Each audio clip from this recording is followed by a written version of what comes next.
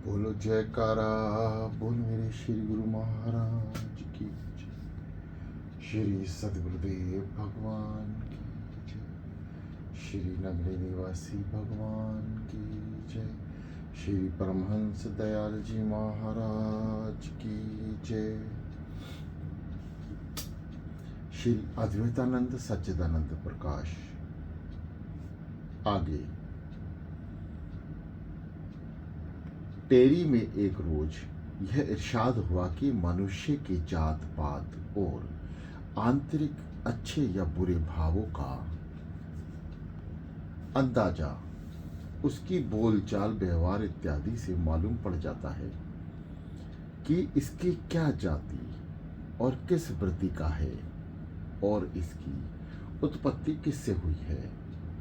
इसका उदाहरण यह है कि राजा, वजीर और गुलाम कहीं जा रहे थे। रास्ते में किसी कारणवश बिछड़ गए। रास्ते में एक अंधा बैठा हुआ था।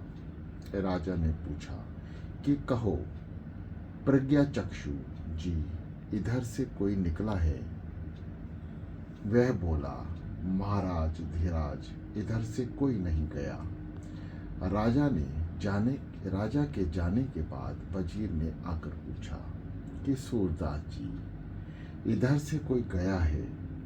सूरदास बोला कि हाँ वजीर जी, महाराज साहब अभी इधर से गए हैं। इसके बाद गुलाम आया, बोला कि अबे अंधे, इधर से कोई गया है? वह बोला कि हाँ गुलाम, इधर से राजा और वजीर गए हैं। वह तीनों जब एक जगह पर मिले तो राजा जी ने कहा कि उस नेत्रहीन को हम तीनों कौन हैं, इसका कैसे पता लगा? जो नाम लेकर पुकारा। इस बात को जानने के लिए वहां पहुंचे जहां वे नेत्रहीन बैठा था। राजा जी ने पूछा, प्रज्ञा चक्षु जी, तुम्हारे नेत्र नहीं है, फिर कैसे जाना कि मैं राजा हूं, यह वजीर है, यह गुलाम है? तब सूरदास जी बोले कि वाणी द्वारा जिस स्थिति का मनुष्य होगा उसकी वाणी वैसे ही होगी। एक कहावत है कि वैसे है तब वैसा है। प्रज्ञा चक्षु, सूरदास और अंधा, ये तीनों शब्द नेत्रहीन का सूचक है, परंतु वाणी में अंतर है। उसकी इस बात को सुनकर महाराज ने कहा कि प्रज्ञा चक्षु जी, तुम्हारा कहना सत्य है। जैसा मनुष्य होगा उसकी वाणी वैसी ही होगी। उत्तम मध्य कनिष्ठ की वृत्ति का ज्ञान उसकी वाणी द्वारा ही खुलता है। सूरदास ने इस पहचान से प्रसन्न होकर महाराज साहब उसको अपने साथ ले गए और खाने पीने का प्रबंध कर दिया। भाव भर पेट आटा, आधी छटांग घी, कुछ दाल। अब जो भी काम महाराज साहब करते उसकी सलाह से करते। एक बार एक जोड़ा मोती का बिकने आया। तब जोहरियों ने बुलाकर दिखाया। दोनों मोती असल थे, मगर एक मोती भारी था। जोहरी इस बात को ना बता सके कि ऐसा क्यों है। तब प्रज्ञा चक्षु के पास ले गए कि आप बताइए कि एक मोती भारी क्यों है। तब उसने हाथ में लेकर देखा और बोला, मोती दोनों असल हैं। एक के भारी होने का ये कारण है कि जब सीपी ने मुंह खोला तो उस समय आंधी चल रही थी, इसमें कुछ रेत पड़ गई। इस बात को जानने के लिए महाराज साहब ने मोती तोड़वा कर देखा तो ठीक ही उसमें रेत निकली। महाराज साहब उसके इस गुण को देखकर बहुत प्रसन्न हुए और उसकी रसद में आधी चटांग घी, आधा पाव आटा और कुछ आलू देने भी शुरू कर दिए। कुछ समय बाद एक जोड़ा घोड़े का बिकने आया। उसकी पहचान के लिए जो घोड़े की शिनाख्त करते थे उनको बुलाया। उन्होंने कहा कि जोड़ा तो ठीक है, लेकिन इनकी एक तरफ की पसली कुछ चौड़ी है, ऐसा क्यों, यह समझ में नहीं आया। तब महाराज साहब ने सूरदास जी के पास भेजकर पूछा। उसने हाथ से टटोल कर कहा कि यह जोड़ा एक साथ ही पैदा हुआ है, इसलिए इनकी पसली चौड़ी है। यह सुनकर सबने वाह वाह की और महाराज साहब की खुशी का तो कोई अंत ही ना था कि मेरे पास ऐसा गुणकारी मनुष्य है। तब खुश होकर आध सेर आटा, 1.5 छटांक घी, आधा पाव आलू, कुछ और साग की मुकर्रर कर दिए। एक बार महाराज साहब कहने लगे कि प्रज्ञाचक्षु जी, हमारी रानी जी की पहचान करिए। तब प्रज्ञाचक्षु बोले कि मैं देख तो नहीं सकता, यदि आप ठीक समझे तो उनका हाथ मेरे हाथ में रख दें। हाथ के देखते ही पहचान गए और बोले कि यदि आप बुरा ना माने और इसको कष्ट ना दें तो मैं समझा हूँ, वे कह दूँ। महाराज साहब ने वायदा किया कि ये मेरी रानी है, जिसे मैं कष्ट क्यों दूंगा। तब वे बोला कि यह वेश्या की पेट से पैदा हुई है। कुलीन स्त्रियों का हाथ यदि दूसरे पुरुषों के हाथ में आ जाए तो वह शून्य हो जाता है। इसका हाथ हिलता रहा, इसलिए अंदाजा लगा कि इसकी माता वेश्या होगी। तब राजा ने इस बात को जानने के लिए उसके भाई को बुलाकर पूछा, तो उसने सच कह दिया कि मेरे पिता के पास एक वेश्या थी, उसके पेट से ये पैदा हुई है। इसके पैदा होते ही माता का शरीर छूट गया और यह राजमहल में मेरी माता की गोद में ही पली। मेरे माता पिता और मुझको ये बहुत ही प्रिय थी और सब यही जानते थे कि राजकुमारी है। इसको ऐसे ही लाड चाप से पाला गया, जिससे इसका भी पता नहीं कि मैं कौन हूँ। इसके बाद राजा ने कहा कि आप मेरा हाथ भी देखिए। वह बोला, आपके हाथ देखने की क्या जरूरत है, बुरा ना मानो तो मैं यूं ही कह दूं। राजा ने कहा, बुरा मानने की क्या बात है। तब बोला कि आप मोदी के लड़के मालूम होते हैं। राजा बोला, कैसे मालूम पड़ा। वह बोला, स्वयं ही विचार कर लो। जो कुछ मैंने अपने गुण दिखाए हैं, यदि आप राजवंश से उत्पन्न हुए होते तो उदार चित्त होकर जागीर इत्यादि प्रदान करते, जिससे मेरी सारी आयु आनंद में व्यतीत हो जाती। मोदी अंश होने के कारण उदार चित्त ना हो सके। आपने क्या मेहरबानी करी, पाव भर आटा, आधी चटान घी, दाल, जरा कुछ और गुण दिखा दिए तो थोड़ी सी रसद और बढ़ाते गए। बस इससे आगे और क्या कहूँ। राजा ने इस बात को जानने के लिए अपनी माता से विनय करी। या एक पुराना वजीर था जो इस भेद से वाकिफ था। सारांश जो कुछ नेत्रहीन ने कहा ठीक निकला। फिर फरमाया कि हाँ, जो छोटी जाति में उत्पन्न हुए हैं परंतु भगवान की भक्ति में तल्लीन होने से उसकी वृत्तियों में उदारता, दयालुता, सात्विक भाव होने के कारण उच्च अवस्था में पहुँचे, जिससे जाति कुल का स्वभाव उनमें न रहा, यह दूसरी बात है। वरना जाति कुल बुरी वृत्तियां अपना भाव दिखाने बिना नहीं रह सकती।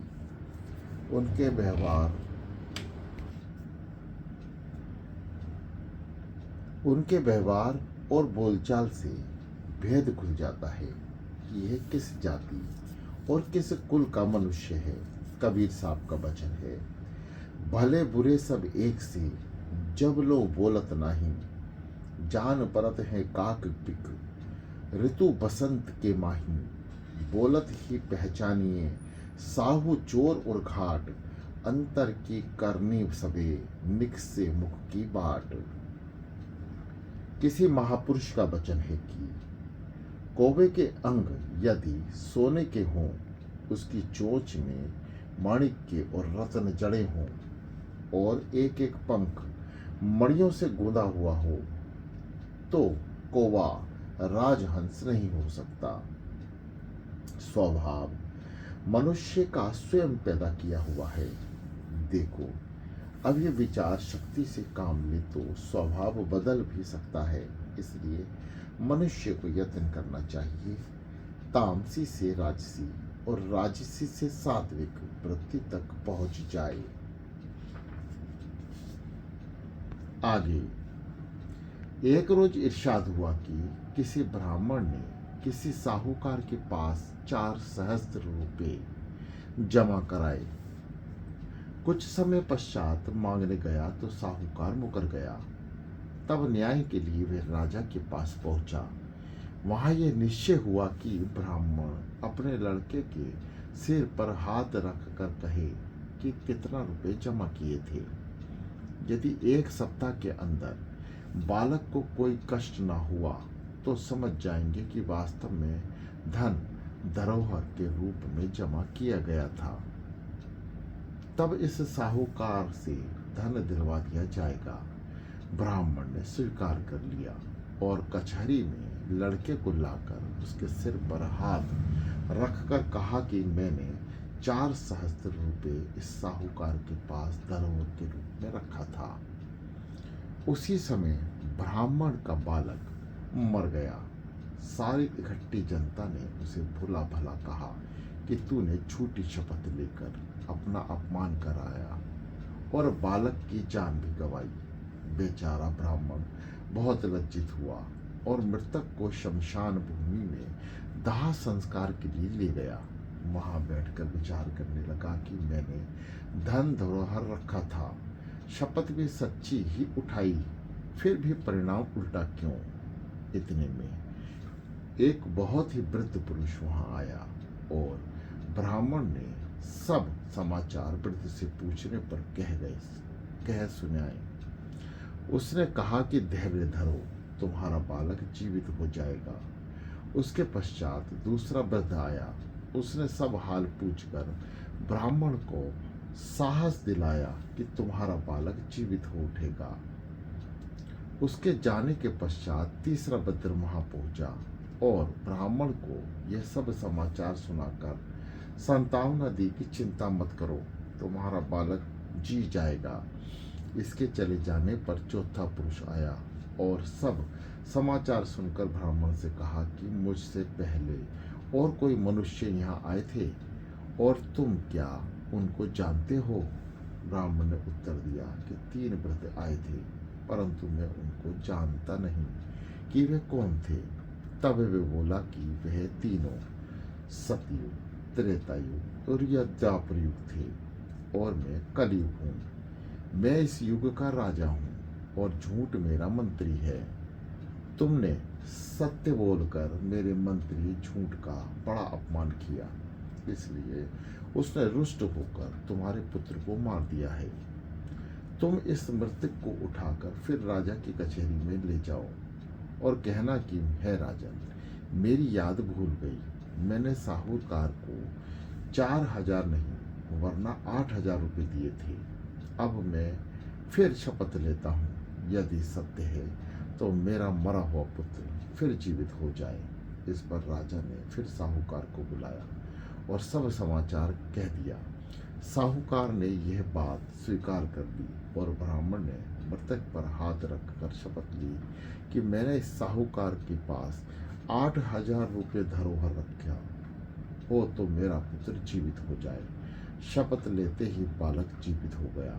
अब तो साहूकार सटपटाया। राजा ने उसके विरुद्ध अपना फैसला दिया। ब्राह्मण ने कहा कि अच्छा, तुम अपने घर चलो, वहाँ हिसाब कर लेंगे। साहूकार के घर पहुंचकर उसने कहा कि 4000 रुपये और न्यायालय का खर्चा मुझे दे दो। इतना ही लेकर चुकताई लिख दी। सर्वसाधारण ने सुना गया है कि आजकल सर्व स्थानों पर ऐसा ही देखने में आता है। बहुत से लेन देन में 100 देकर 200 लिखाए जाते हैं। मकान आदि 1,000 को बेचा हो तो 2,000 की रजिस्ट्री दिखाई जाती है। दूसरी बात यह है कि सबके अनुसार व्यवहार करने से ही समय का सुख मिल सकता है। वह सुख कैसा है, यह दूसरी बात है।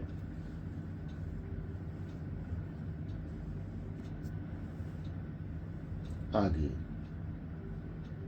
एक समय श्री महाराज जी के पास बैठे हुए कुछ व्यक्ति आपस में ऐसा कह रहे थे कि हिंदुस्तान किसी समय सोना चांदी हीरे जवाहरात का भंडार था। राजा महाराजाओं का तो कहना ही क्या है। बड़े घरानों में भी जड़ाऊ भूषण बहुत होते हैं। अब इन वस्तुओं को ढूंढने से भी पता नहीं चलता।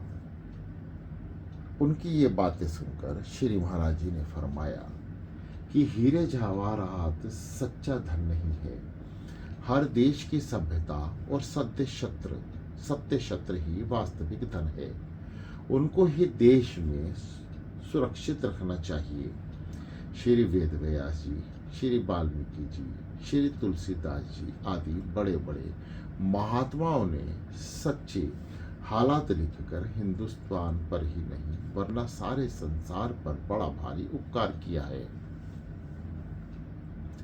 पर हिंदुस्तानियों की ऐसी श्रद्धा घट गई कि इन शास्त्रों का अवलोकन नहीं करते और उसमें सहस्त्रों दोष निकालते हैं। परंतु पत्रों में कहानियां, गप्पे देश के विद्वानों ने हमारे शास्त्रों का घर बैठे स्वाध्याय करके पिछले समय की भूली और गुम हुई बातों को फिर से आविष्कार किया। आज से 50 वर्ष पहले यदि कोई पुष्पक विमान और हवाई जहाज की बात कहता तो स्वयं हिंदू ही उसे रामायण का गपोड़ा कहते। परंतु विश्वासी मनुष्य ने सब कुछ कर दिखाया। टेलीफोन और रेडियो और बिना तार के द्वारा एक स्थान की बात दूसरे स्थान पर सुनाई देने और सुनने में आ रही है। अब तो ऐसा यंत्र तैयार हो चुका, हजारों मील पर जो मनुष्य बोलेगा उसका चित्र तक देखने में आएगा। यह शास्त्र ही देश का इतिहास है। उन्नति, पतन, चिकित्सा, जाहिरी, युद्ध के हथियार, इंजीनियरिंग, कला कौशल आदि यह भंडार हैं। जितनी उन्नति किसी समय में हिंदुस्तान की हो चुकी है उसका 10वां भाग भी अभी तक संसार के किसी भी देश बल्कि संसार भर के देशों ने मिलकर भी नहीं की।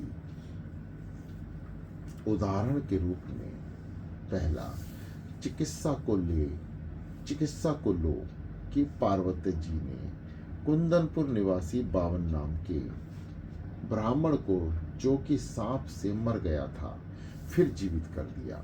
शुक्र जी के पास संजीवनी विद्या थी जिसमें मरे हुए को जीवित कर देते थे। श्रीमद् भागवत कथा में कथा है कि राजा बलि युद्ध में मारे गए थे। शुक्राचार्य जी ने उन्हें जीवित कर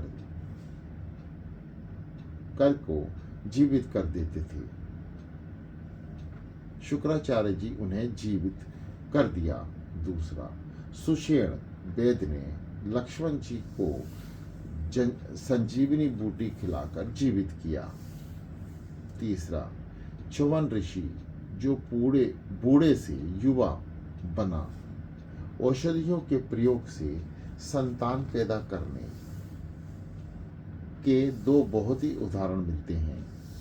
पांचवा, मित्रवरुण के वीर्य को घोड़े में रखकर उसमें अगस्त्य मुनि जी का जन्म होना। छठा, गंधारी के गिरे हुए गर्भ को 101 घोड़ों में रखकर उससे 100 बालक और 1 कन्या को पैदा करना। सातवां, हिंदुस्तान में प्राकृतिक रूप से कुरुक्षेत्र का जल इतना उत्तम जांच कर लिया गया था कि राजा देवदास और जन्मेजय जी का कोढ़ वहाँ के जल पीने मात्र से ही अच्छा हो गया था। आठवां, अर्जुन मणिपुर के युद्ध में मारा गया था, फिर जीवित किया गया। 9वां, कुब्जा का शरीर 6 स्थानों से कुबड़ा था। श्री कृष्ण जी ने पैर पर पैर रखकर और ठोड़ी उचकाकर शरीर सीधा कर दिया। 10वां, तक्षक सांप ने पेड़ पर डंक मारा था। वह पेड़ और उस पर चढ़ा हुआ लड़का हरा दोनों भस्म हो गए थे। धन्वंतरी वेद ने ऐसी दवा छिड़की कि पेड़ भी हरा हो गया और लकड़हारा भी जिंदा हो गया। जिराही अर्थात चीर फाड़ के उदाहरण पढ़ो। पहला, जन्मदर्गी ऋषि की स्त्री रेणुका का सिर काटा गया और फिर सिर जोड़कर उसे जीवित किया गया था। दूसरा, पाटन के राजा हरिदास का सिर एक नटनी ने काट दिया था। सिर को धड़ पर रखकर ऐसा राग गाया कि सिर धड़ से लगकर राजा जीवित हो गया। तीसरा, राजा बेन की लोथ और मत पर उसके 2 बालक और कन्या को जन्म दिया। राजा युवनाथ श्री के पेट को चीरकर बच्चा निकालना। चौथा, राजा इंद्र के पास शरीर में 1000 भग बन गई थी। उनके बजाय बृहस्पति जी ने 1000 आंख बना दी। 5वां, राजा दक्ष के कटे हुए धड़ पर बकरे का सिर लगा दिया गया। 6ठा, जरासंध 2 पृथक पृथक टुकड़ों में पैदा हुआ था। उन दोनों टुकड़ों को जरा नामक राक्षस ने जोड़कर एक बालक बना दिया। 7वां, गणेश जी के सिर कटे धड़ पर हाथी का सिर लगा दिया। 8वां, वशिष्ठ जी ने श्रद्धदेव की कन्या अनुपा को कन्या से बालक बना दिया। 9वां, राजा यदु ने बुढ़ापे को उसके बालक पुरु की युवा अवस्था से पुरु का बुढ़ापा बदल दिया। 10वां, राजा नीमि की तलाश और मत कर उससे जनक नाम बालक निकलता है। 11वां, बाणासुर ने 1000 भुजा थी। श्री कृष्ण भगवान ने सब काट कर सिर्फ 4 भुजा रहने दी थी। बाणासुर जीता रहा। युद्ध के शस्त्रों के उदाहरण देखो। शुक्र जी ने ऐसा शंख और रथ बनाया था जिसके शब्द से ही बैरी भाग जाते थे। दूसरा, हनुमान जी को तीर पर बैठाकर भरत जी लंका पहुंचा सकते थे। श्री रामचंद्र जी ने एक तीर मारकर मारीच राक्षस को लगभग 2 सहस्त्र मीलों तक अर्थात जनक देश से समुद्र के किनारे तक फेंक दिया था। चौथा, लंका के युद्ध में नाना प्रकार के अंधेरा करने वाले और प्रकाश करने वाले, बेहोश करने वाले और होश में लाने वाली गैसों और गैसों के प्रभाव को नष्ट करने वाली गैसों का प्रयोग, हवाई जहाज तथा युद्ध और हनुमान जी का पहाड़ को उठा लाना। 5वां, उन्नति के अंत समय में अर्थात महाभारत के युद्ध, राजा बर्बरी के पास केवल 2 तीर थे। एक तीर के छोड़ने से शरीर पर एक ऐसा चिन्ह हो जाता था और दूसरे तीर के चलाने से चिन्ह के स्थान पर प्राण निकाल दिए जाते थे। 6ठा, भीष्म पितामह 10,000 महारथियों को प्रातः से साय तक मार डालते थे। 7वां, अश्वत्थामा के चलाए हुए ब्रह्मास्त्र और नारायण अस्त्र विख्यात हैं। इंजीनियरिंग में पहला, राजा भागीरथी ने गंगा जी को पहाड़ से निकालकर समुद्र तक पहुंचाया। दूसरा, रामचंद्र जी के समय में रामेश्वर से लेकर लंका तक समुद्र में जल पुल बनाया गया। पांडवों के समय में मैं दानव ने ऐसा महल बनाया था जिसमें जल भरी जगह, भारी जमीन और खाली जमीन पानी से भरी दिखाई देती थी। जहाँ दीवार थी वहाँ द्वार और जहां द्वार वहां दीवार दिखाई देती थी। चौथा, अर्जुन के बाणों पर पुल बना दिया था, जिस पर से ऐरावत हाथी को पार उतार दिया था। पांचवा, हिंदुस्तान कई नदियों के नाम बाण गंगा है। हिंदुस्तान कई नदियों का नाम बाण गंगा है। उन सबका जल ट्यूबवेल के नमूने पर अर्थात बाण से निकाला गया। कुरुक्षेत्र क्षेत्र में भी जहां भीष्म पितामह के लिए जल निकाला था, उनका आकार ट्यूबवेल जैसा है। कला कौशल में पहला, पराशर जी ने नाली अर्थात ट्यूब के द्वारा अपना वीर्य अपनी स्त्री के लिए भेजा था। दूसरा, राजा पृथक ने ऐसा धनुष बनाया जिससे कुल ऊंची भूमि को खुदवाकर नीचे गड्ढों में गिरवाकर भूमि को सम बना दिया गया। आजकल के ट्रैक्टर तो मामूली गड्ढों को ही बराबर कर सकते हैं। तीसरा, श्री बलराम जी ने हल और मूसल द्वारा यमुना जी की धारा पलट दी। चौथा, राजा प्रियव्रत ने ऐसा रथ बनाया था जिसका सूर्य के तुल्य प्रकाश था और इतना भारी था कि जिसके चलाने से एक गोलाकार पृथ्वी के 7 भाग हो गए और रथ के पहियों के दबाव से भूमि में जल निकलकर समुद्र बन गया। ऋषभदेव जी के राज्य में वर्षा बिल्कुल नहीं हुई तो उन्होंने अपनी विद्या के आवश्यकता अनुसार जल बरसा दिया। छठा, समुद्र को मथ कर उसमें से रत्न निकले। सातवां, कुबेर का पुष्पक विमान जो वायु से चलता था, वे जहाँ चाहे आकाश में उधर ठहर सकता था, परंतु वर्तमान काल में अभी तक उस प्रकार की उन्नति देखने में नहीं आई और ना ही कोई अभी तक वैसा हवाई जहाज ही तैयार हो सका जो आकाश में उधर ठहर सके। कर्दम ऋषि और च्यवन ऋषि का विमान सिद्ध है। आठवां, राजा भोग के जमाने और गुजरे तो अधिक समय नहीं हुआ, उसके पास काठ का घोड़ा था जो 5 मिनट में 22 मील जाता था। नौवां, राजा वीर विक्रमजीत जी को 2000 वर्ष ही तो गुजरे हैं। उनके सिंहासन में 32 पुतलियां यानी कलें ऐसी लगी थी जो सब बोलती थी। 10वां, हिरण्यकश्यप शिपु की बहन होलिका के पास ऐसी चादर थी जिसे पहनकर आग में घुस जाने से आग असर नहीं करती थी। 11वां, पुरानी बातें तो दूर रही, अभी 1000 वर्ष पहले की बात है कि महोबे बालों के पास ऐसा कपड़ा था जिसके पहनने से बंदूक की गोली असर नहीं करती थी।